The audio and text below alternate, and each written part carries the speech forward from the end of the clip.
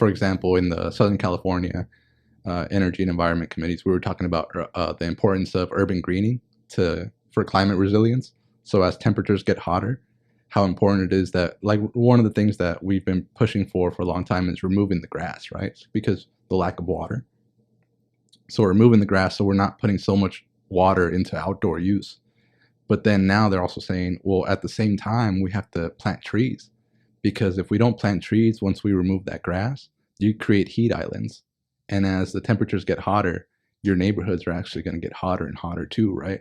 And so you have to not just remove the grass, but plant new things, native plants, native trees. Things that take less water. Things that take less water, but provide more cooling effects, right? And then the other thing you have to keep in mind is when you look at high-income areas and low-income areas, you'll see a lot more trees in the high-income areas.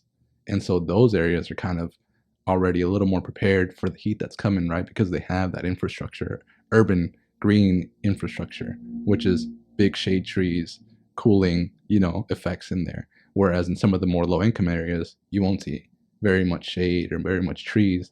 And so those areas are going to get those heat islands, and their temperatures are actually going to be hotter.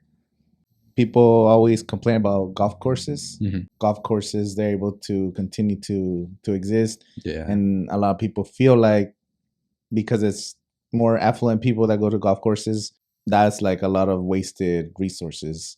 Is there any discussions you guys have when it comes to golf courses? Yeah, definitely. I think when we do get into those conversations, because I agree, right? That's way too much water, especially for the conditions that we're in.